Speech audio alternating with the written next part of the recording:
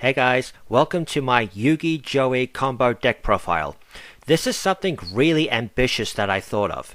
My original idea was to try and combine the decks of Yugi-Joey and Kaiba into one.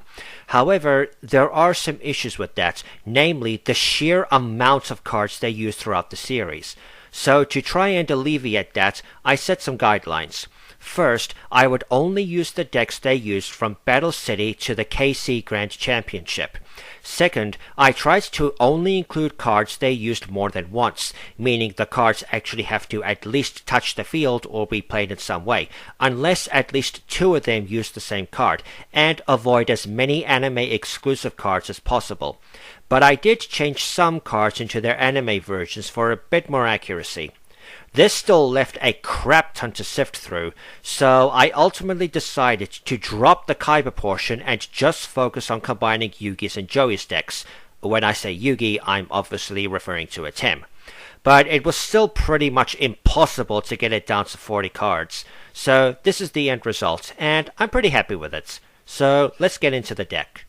Starting with the vanillas, I chose Alligator Sword, Alpha the Magnet Warrior, Battle Warrior, Beta the Magnet Warrior, Dark Magician, Gamma the Magnet Warrior, Gazelle the King of Mythical Beasts, Red Eyes Black Dragon, and Swordsman of Landstar.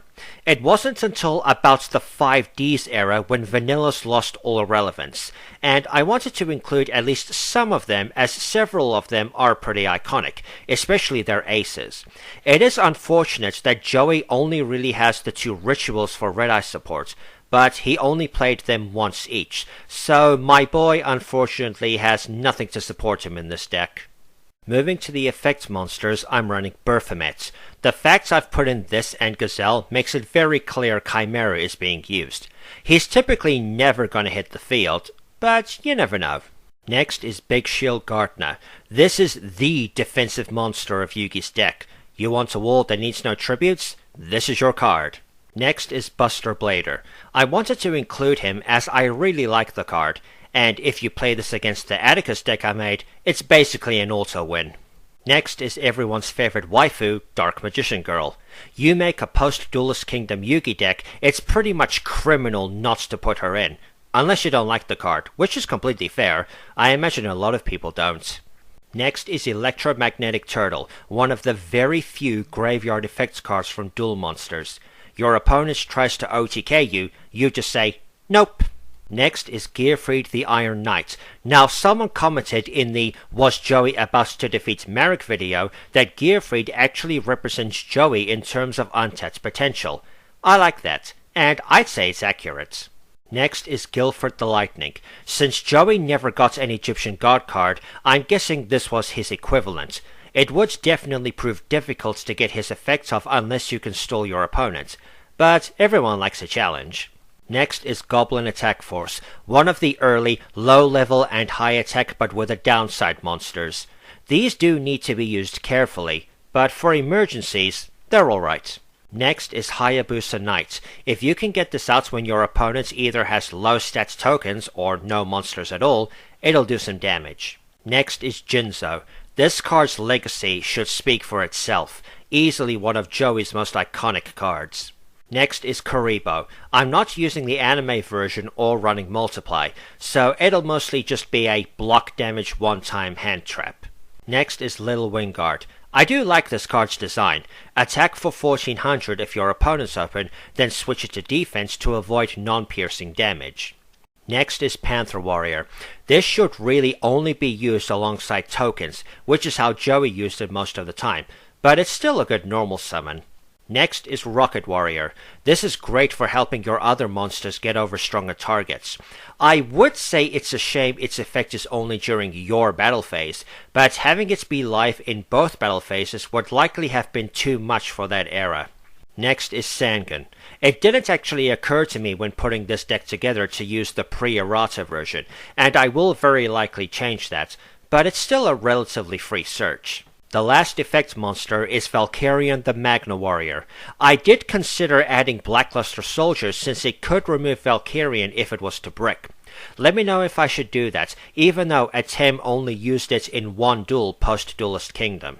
And that's it for the monsters. You'll notice there are no Egyptian god cards. The main reason for that is I don't want too many high levels in this deck. There are 8 already, and that feels like it's really pushing it. Moving to the spells, we have Pre-Errata Brain Control. I really think this card could have stayed the way it was and come off the ban list without issue.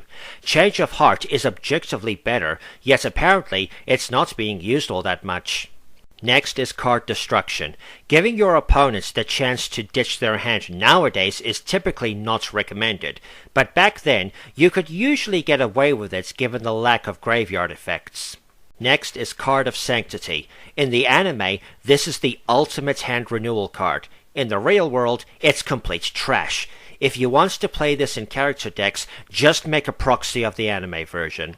Next is Dark Magic Curtain. This was arguably the easiest way to get Dark Magician to the field back then. Nowadays, there are countless better ways to do it. Next is Defusion. I am obviously running fusions, and Atem did play this a number of times, so this is definitely going in. Next is Giant Trunade. Heavy Storm would be a lot better since you aren't giving your opponents back their back row, but Yugi only used it once, and it wasn't even in a duel. But this card is still really good. There's a reason it's banned. Next is Graceful Charity.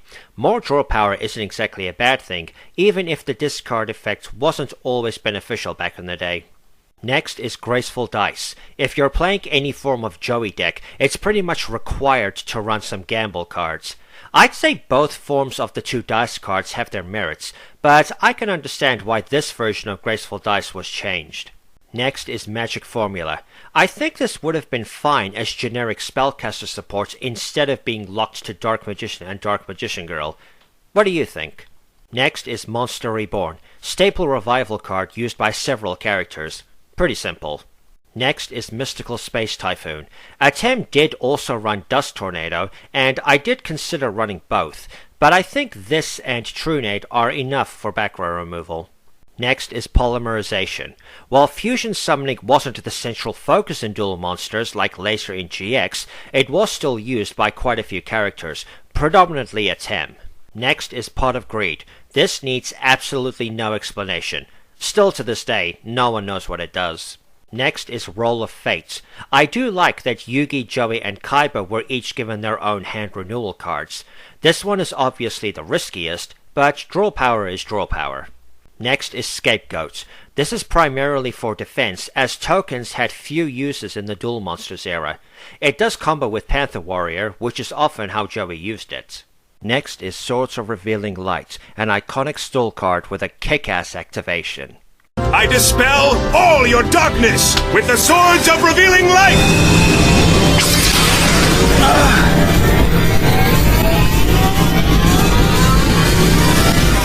Stop! Stop it! I can't stand the light!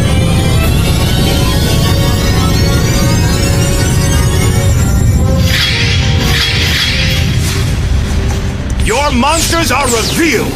The final 2 spells are the Claw of Hermos and the Eye of Timaeus. While I did decide to not run the Egyptian gods, I did want to try running the legendary dragons. No Critias, since not only am I not using any Kaiba cards, it was also only used 3 times in a duel for 3 separate fusions. Finishing up with the traps, I'm running Dark Renewal. This was only ever used to get back Dark Magician, if you don't count the final duel of GX. It's nice there's no attribute or type restriction with the anime version. I mean, not specifically requiring you to send a spellcaster. Next is Grave Robber, another iconic Joey card that he used in some very clever ways. Though the fact that the anime version says Steal kinda makes it seem more like a Bandit Keith card. Next is Kunai with Chain. I wonder how proud Joey would feel knowing this card was retrained twice for Red Eyes and Flame Swordsman. Next is Mirror Force. This was one of the cards to fear in the early days. If you were careless and had no back row removal, you would lose your board, and rebuilding it was not easy. Next is Nutrient Z. Great emergency cards to keep you in the duel. A bit of a shame it wasn't used more. Next is Skull Dice. I can completely understand why this card was changed. You'd have to constantly be carrying a calculator with you to work out the result. Next is Soul Rope. I feel it would have been fine if the real world version also triggered on battle destruction, though limiting it to summoning level 4s isn't that big an issue since I don't think anyone wants to think about how abused this card would be otherwise. The final trap card is Spellbinding Circle, another pretty good defensive card, even though the lack of the attack reduction effect is a bit disappointing, but then it'd be an exact copy of Shadow Spell. Moving to the Fusion deck, yes, Fusion deck, it didn't get the name change until GX or 5Ds, I'm running Chimera the Flying Mythical Beast. This is arguably Atem's most iconic fusion. It certainly put in a lot of work in several of his duels. Next is Dark Magician Girl the Dragon Knight, by far my favorite legendary dragon fusion. And it's not half bad. If your opponent has something too big to get over, you can get rid of it, provided it has no protection. Next is Dark Paladin. It's hard to say for sure if this was the inspiration for Dragoon, since that card didn't come out for a long time. But even if not, it's a pretty good card in its own right. The final card is Red Eyes Black Dragon Sword, the only other legendary dragon fusion that appeared more than once. If you pair this with Buster Blader, that is a gigaton of damage heading towards your opponent if even one of you is using a lot of dragons. And that's the whole deck. I did realize while writing this script that I forgot some cards like Wadapon, Brave Attack, Obnoxious Celtic Guardian, and some others. But for now, I'm happy with the end result. Let me know what you think. As always, please rate, comment, and subscribe. Don't forget to follow me on X, consider backing me on Patreon, and remember to stay chilled.